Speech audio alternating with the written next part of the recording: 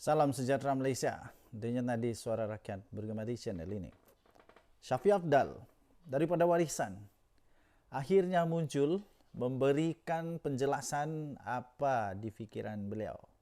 Tapi sebelum itu, tuan-tuan dan puan yang dihormati sekalian, bagi anda yang pertama kali berada dalam channel ini, sila tekan butang subscribe, like dan share, tekan butang notifikasi untuk mendapatkan berita terbaru setiap hari, ulasan-ulasan yang lucu dan macam-macam lagi lah daripada channel ini.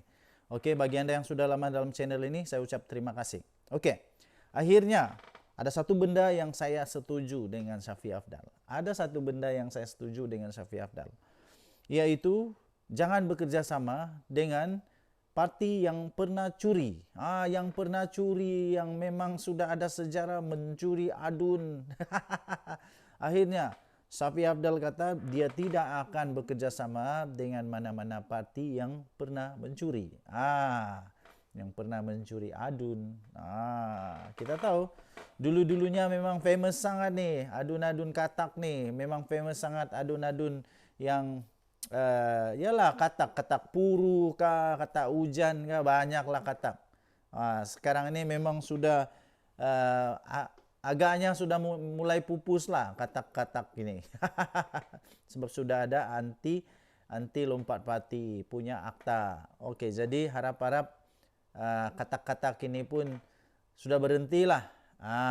Okey, jadi apapun, ada benda yang agak mengejutkan saya juga kerana dikatakan Syafiee Afdal, Warisan dan Barisan Nasional menurut beberapa penganalisis tidak mustahil untuk boleh bekerja sama. Tapi persoalannya akar umbi, persoalannya orang-orang yang bakal akan sokong Warisan kah, Barisan Nasional kah, diorang suka kah kalau Barisan Nasional dan Warisan bergabung? Persoalan yang paling besar itulah, diorang suka kalau mereka ini bergabung.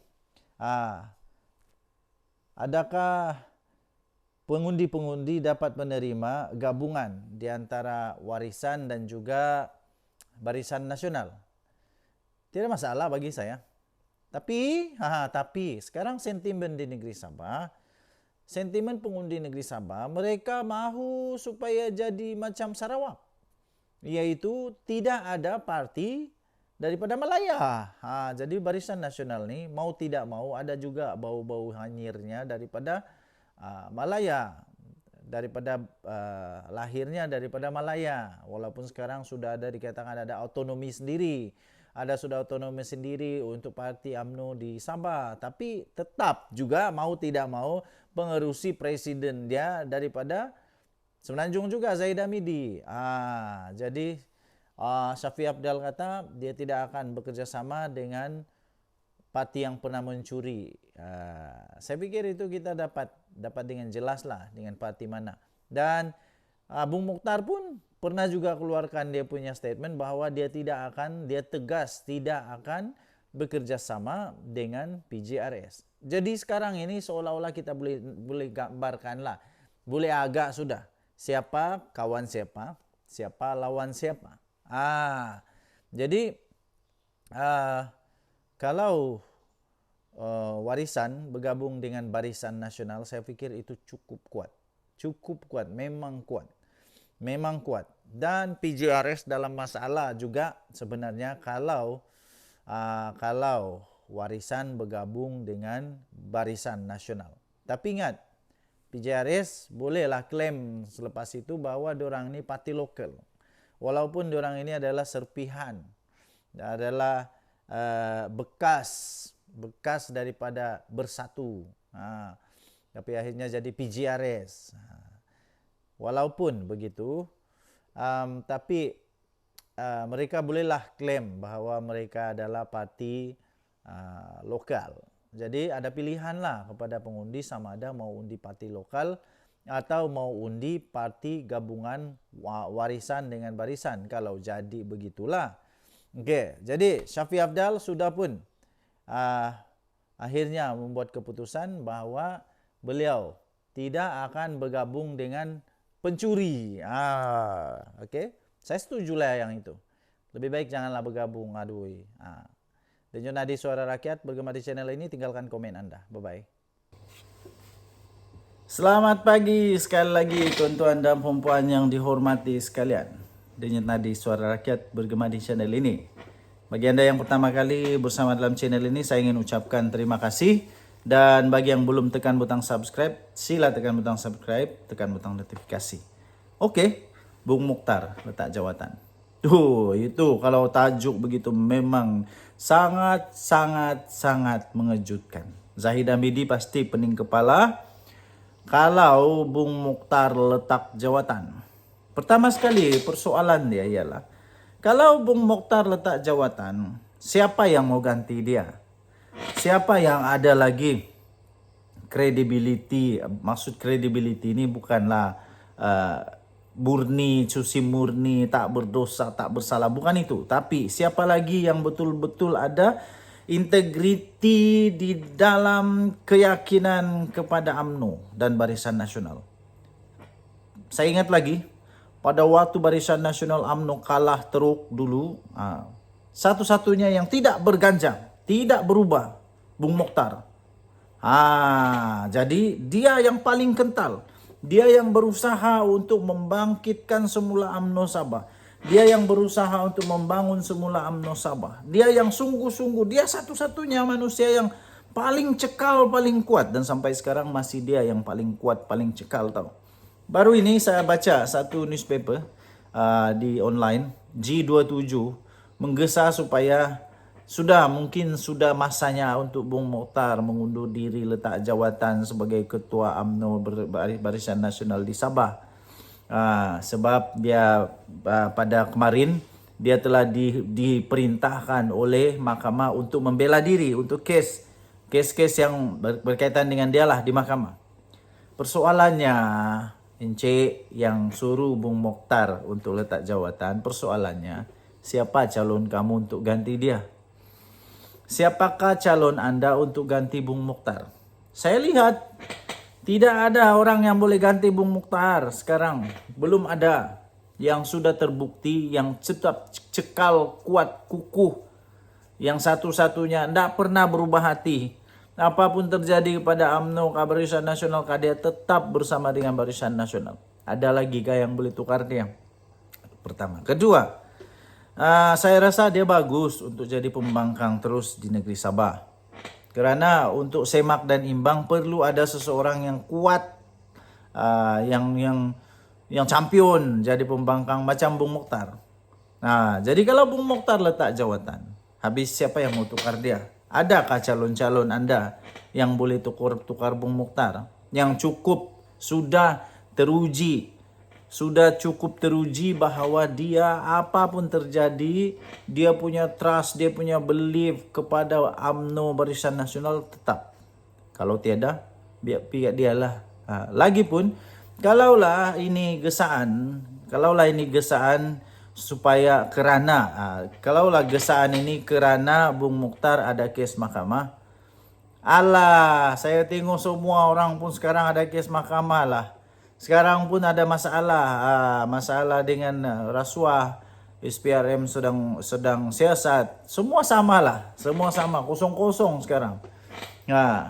Presiden KDM Peter Anthony ada, lepas tu Syafi Abdal, ada kah tiada? Coba kamu tanya diri sendirilah, ada kah tiada? Siapa lagi? Si Haji Ji, ada kah tiada? Sekarang ada kah tiada? Jadi Bung Mokhtar ada kah tiada? Jadi parti mana sekarang yang tiada masalah? Semua ada masalah. Cuma saja kalau mau ketengahkan seseorang itu pastikan, bagi saya pastikan orang itu betul-betul ada kelayakan, betul-betul kuat, teruji bahwa dia tidak akan berubah, apapun terjadi tidak akan berubah. Itu yang bagus. Tapi sekarang nih bagusnya ada sudah akta lompat parti lah, akta lompat parti, dan tidak dibenar lagi lompat parti suka-suka. Jadi baguslah. Oke, so pendapat saya oke juga kalau Bung Mokhtar, oke juga tiada masalah. Kalau Bung Mokhtar letak jawatan, saya tidak masalah. Saya setuju kalau dia perlu tak jawatan kalau dia maulah. Tapi persoalannya siapa yang mau ganti dia? Siapa yang mau ganti Bung Mokhtar? Denyut Nadi Suara Rakyat bergema di channel ini. Jangan lupa tekan butang subscribe, like, dan share. Bye-bye. Salam sejahtera Malaysia, Denyut Nadi Suara Rakyat bergema di channel ini. Nampaknya politik negeri Sabah semakin panas, semakin mengejutkan dan semakin sukar untuk diramal ya tuan-tuan dan puan-puan yang dihormati sekalian.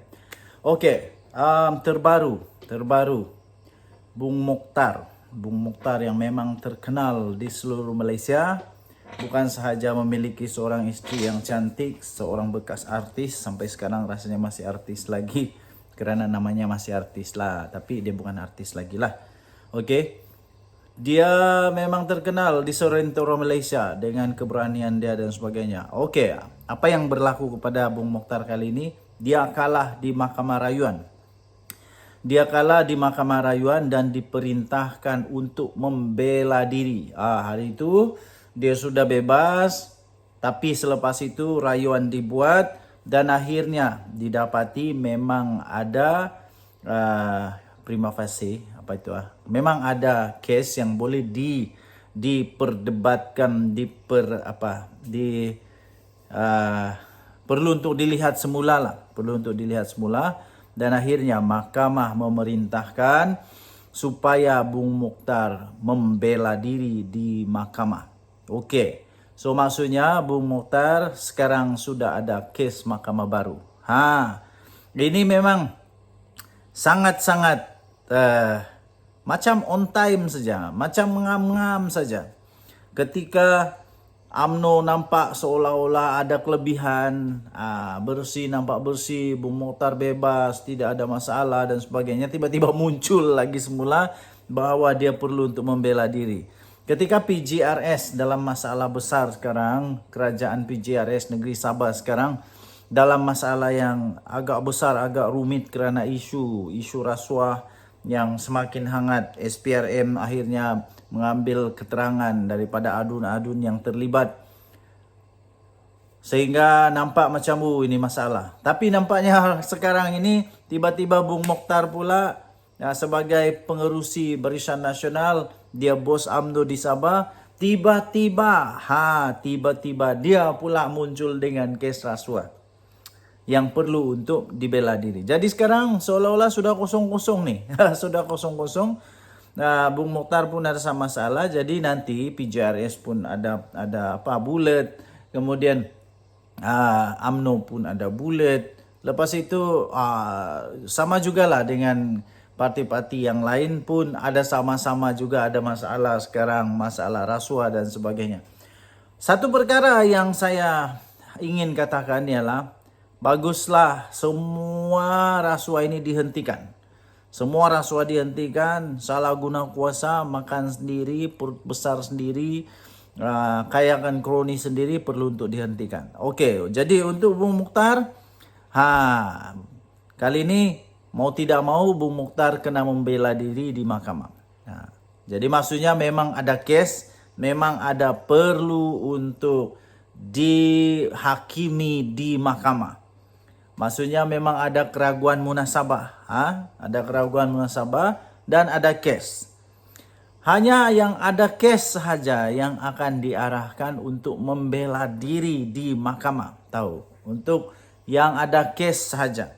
Sekiranya memang mahkamah hakim nampak memang tiada kes, bikin apa untuk mau buat membela diri di mahkamah. Tapi kalau memang dilihat memang ada kes, jadi itu perlu untuk dibela diri di mahkamah. Okey, jadi kita doakan yang baik-baik kepada Bung Mokhtar dan isteri dia. Pilihan Raya Negeri Sabah memang tidak lama lagi, saya semakin rasa, sehingga ada informer dari kampung-kampung, informer kampung-kampung kata sebenarnya pilihan raya negeri Sabah tidak lama lagi, tidak pun sampai pada bulan September seperti yang saya jangka, dan mungkin juga tidak akan sampai hari raya, mungkin tidak akan sampai tahun baru Cina. Jadi kita tunggu saja. Apapun, Tahniah diucapkan kepada Badan Perundangan Negara Malaysia yang semakin hebat, semakin padu, semakin mantap. Sekarang ini tidak kisah siapapun kamu, kalau salah tetap salah. Salah tetap salah. Denyut Nadi Suara Rakyat bergema di channel ini. Jangan lupa tekan butang subscribe, like dan share. Bye-bye.